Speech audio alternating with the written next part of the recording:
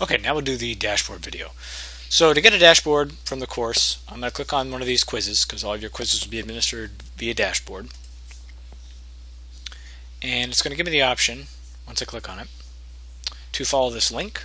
I'm going to click on this link, and then you're going to need to log into the dashboard program for this course. So you may have a different username and password for dashboard than for Canvas. It's whatever you set it up as. So use that.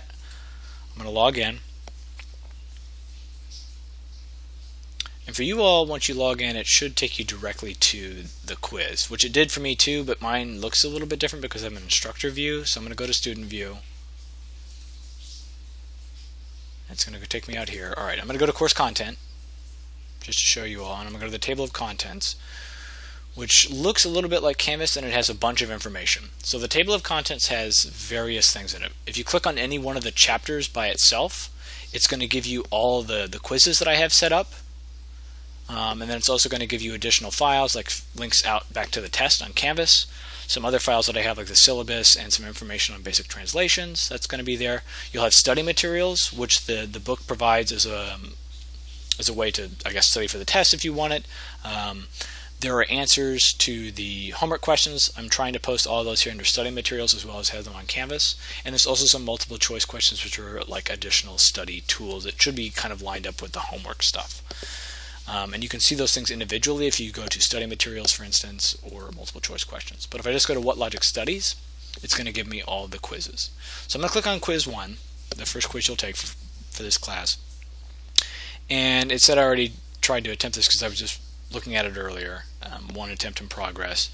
I can continue the quiz because there's no time limit on these quizzes. So you've got 3 attempts. I'll record the highest grade of those 3 attempts, and there's no time limit on how long it takes you to do it. These quizzes are not really a way for me to assess your ability with logic for a strict grading purpose. The quizzes are more of a way for me to make sure that you are doing the homework, because if you don't do the homework, then you're going to have a really tough time doing these quizzes. So the quizzes are not supposed to be particularly difficult in terms of like the time required and that you only get one shot at anything like that. No, the quiz is more of a way for me to address the homework. The tests, on the other hand, are really assessments of your logic ability up to that point in the course. So the test will be timed. The typical time limit on the test is 90 minutes. There's approximately 75 questions. So there's a pretty big time crunch on the test. You do get 2 attempts on the test, so you can take it once. If you don't like the grade that you got, you can try it again. But recognize that the quizzes are going to be pretty lax, but the test is going to be much more difficult. And that's out of fairness for students who take the face-to-face class, because you have access to notes and stuff that the face-to-face students don't have. There needs to be a significant time crunch on these tests. Okay, so if I click on continue quiz here, this is what the format looks like for these quizzes on here. I like this actually better than what Canvas has. It's going to tell you your saved responses, your unsaved responses, info on an item. You go through and you select the best answer out of these set.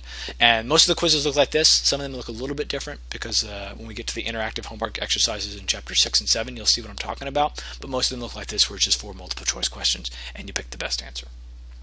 All right. Additional stuff that you'll find on Dashboard, I'm just going to take a look at really quick, just as a preview.